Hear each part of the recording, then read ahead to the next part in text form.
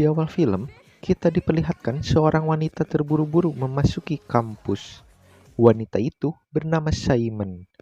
Di dalam kampus, ada rekannya yang menunggu Simon dan mengkhawatirkan Simon datang terlambat karena ada ujian yang akan dimulai 30 detik lagi. Dan akhirnya Simon datang menemui mereka. Mereka senang akan kedatangan Simon. Tiba-tiba ada ayah Simon dan memanggil Simon dari kejauhan. Ayahnya mengajak untuk Simon pergi. Awalnya Simon menolak, akan tetapi ayahnya berbicara akan ada masalah serius. Lalu ayah Simon menyuruh teman-teman Simon untuk pulang dan tetap diam di rumah. Di sini Simon masih terheran-heran, ada apakah yang akan terjadi sebenarnya. Lalu ayahnya berkata akan ada hujan sebentar lagi. Namun ayah Simon tak menjelaskan hujan apa itu. Lalu scene berpindah di sebuah mobil. Di situ ada ibu Simon dan adiknya yang bernama Markus. Ini orangnya. Markus makan rakus. Tiba-tiba ada siaran radio yang menjelaskan bahwa penduduk sekitar mengalami reaksi alergi akut dan masalah pernapasan setelah terkena air hujan. Dan setelah Simon melihat ke belakang, awan mendung sudah menghampiri mereka dan menandakan akan turun hujan sebentar lagi. Di dalam mobil terjadi sebuah keributan kecil dan membuat ayah Simon tak konsen saat menyetir mobil dan hampir saja menabrak sebuah truk yang berada di depannya. Truk yang kaget membanting setir sehingga truk tersebut oleng dan terbalik, kemudian mengakibatkan jalanan macet. Kemudian ayah Simon keluar dari mobil dan mengajak keluarganya untuk masuk ke sebuah bunker karena letak bunker sudah tak jauh dari tempat mereka. Terlihat awan mendung yang membawa virus mematikan sudah mulai menghampiri tempat mereka. Di sini mereka lari dan secepatnya pergi ke bunker. Sebelum hujan turun, akhirnya mereka sampai ke bunker. Terlihat di sebuah ruangan, ayah dan ibu Simon sedang berdiskusi. Dan Simon tak tahu apa yang mereka bicarakan.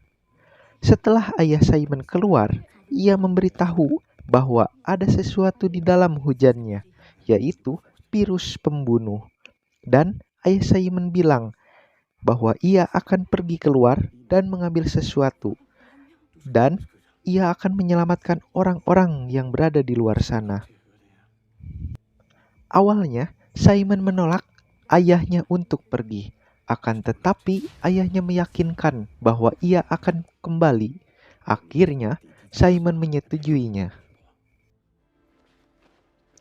Kemudian, ayah Simon pergi dengan menggunakan alat pelindung diri agar terhindar dari virus.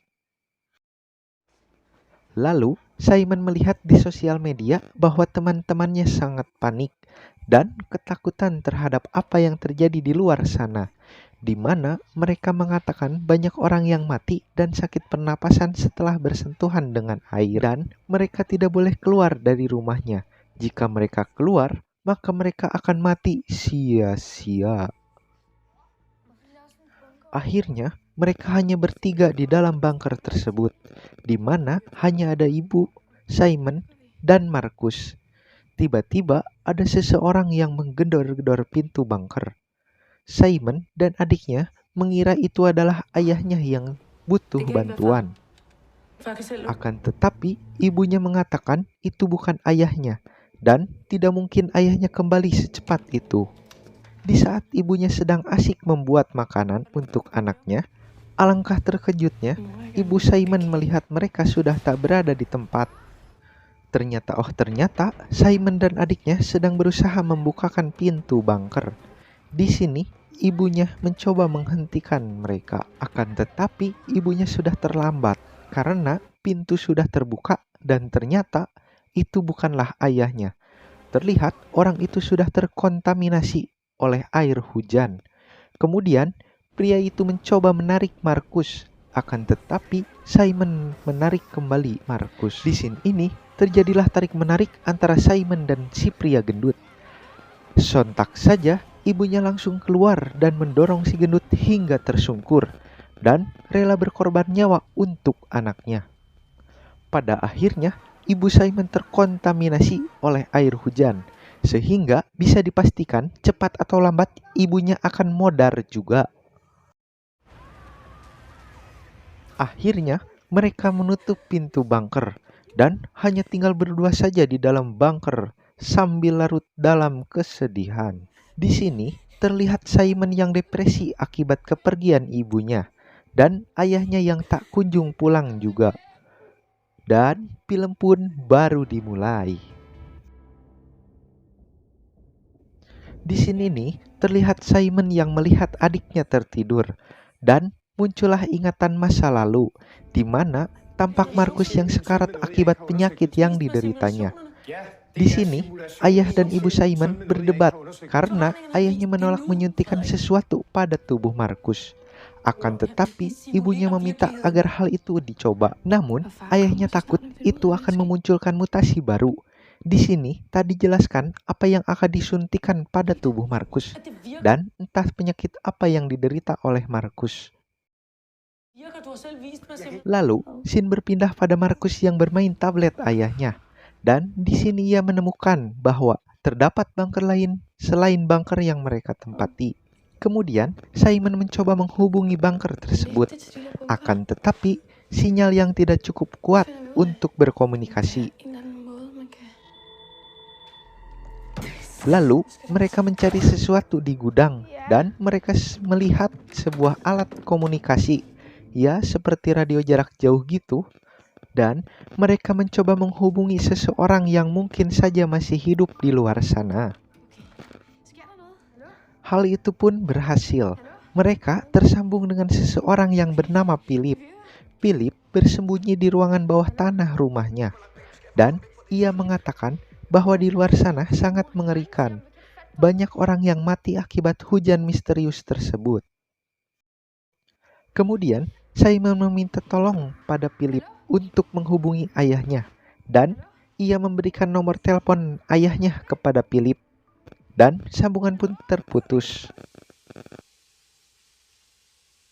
Tiba-tiba di malam hari, Simon dihubungi kembali oleh Philip. Dan Philip pun berkata bahwa ia tidak bisa menghubungi ayahnya. Kemudian Philip berkata jika Simon ingin pergi dari tempat itu, ada sebuah lokasi penjemputan di area dekat rumah sakit. Rumah sakit itu berada dekat dengan bunker tersebut. Dan tiba-tiba mati lampu, kemudian sambungan pun terputus. Lalu Simon menghampiri adiknya dan mengatakan bahwa ia akan pergi keluar untuk menemui ayahnya. Namun Markus melarang Simon untuk keluar karena di luar sana sangatlah berbahaya.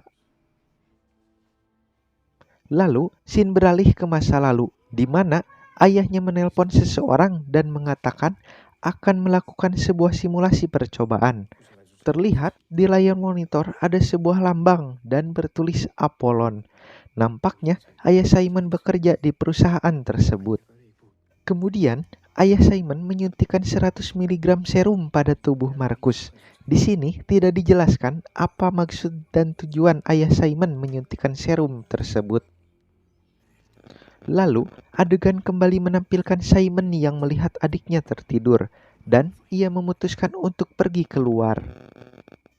Saat sudah berada di tepi bunker, ia teringat kejadian yang menimpa ibunya yang telah mati akibat kecerobohannya, sehingga Simon tak jadi untuk pergi, karena ia merasa masih ada tanggung jawab yang besar untuk merawat adiknya di dalam bunker itu. Di sini terlihat Markus yang bosan dan kesal karena ayahnya yang tak kunjung kembali. Simon mencoba menghibur Markus dengan menari bersama, dan hal itu pun berhasil membuat Markus tersenyum kembali. Lalu, mereka menanam sayuran untuk menghilangkan kejenuhan. Seiring berjalannya waktu, mereka sudah terbiasa dengan keadaan yang terjadi. Sampai akhirnya, Markus sudah beranjak dewasa. Di sini terlihat stok makanan yang sudah menipis dan Markus tampak amat kesal karena mereka tak kunjung keluar dari bunker tersebut. Lalu Simon hanya mengatakan agar ia menunggu sampai ayahnya kembali. Namun, di sini Simon menyadari bahwa jika tetap tinggal di sini, stok makanan akan terus menipis. Malamnya, saat Markus tertidur, ia mencoba keluar dan melihat keadaan di luar sebelum membawa Markus.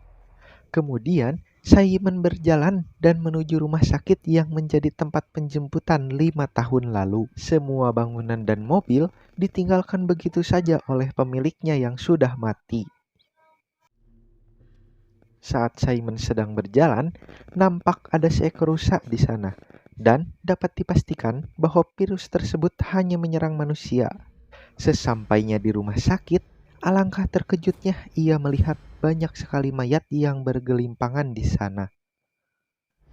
Kemudian ada seekor anjing yang kelaparan dan mengejar Simon. Sin berpindah lagi ke dalam bunker dan Markus melihat Simon yang baru datang dari luar sana. Lalu Simon menceritakan bahwa tidak apa-apa di luar sana dan semuanya sudah mati. Terlihat Simon yang ketakutan dan depresi. Lalu Markus menenangkannya. Kemudian Simon mengajak Markus untuk meninggalkan tempat itu esok hari. Malamnya, saat mereka tertidur, tiba-tiba alarm oksigen menyala dan mengatakan bahwa ada sesuatu yang menghambat ventilasi. Karena hal itu membuat oksigen semakin menipis. Karena oksigen yang semakin menipis, hal itu membuat mereka kesulitan untuk bernapas. Markus yang sadar ada sesuatu yang janggal, kemudian berusaha mengeluarkan Simon dari bunker tersebut agar mereka bisa menghirup oksigen. Akhirnya, mereka berhasil keluar, akan tetapi mereka sudah dikepung oleh sekelompok orang yang bersenjata. Dan orang-orang tersebutlah yang menyumbat ventilasi tersebut. Lalu, mereka menodongkan senjata dan menyuruh Simon dan Markus masuk kembali ke dalam bunker. Dan film pun bersambung.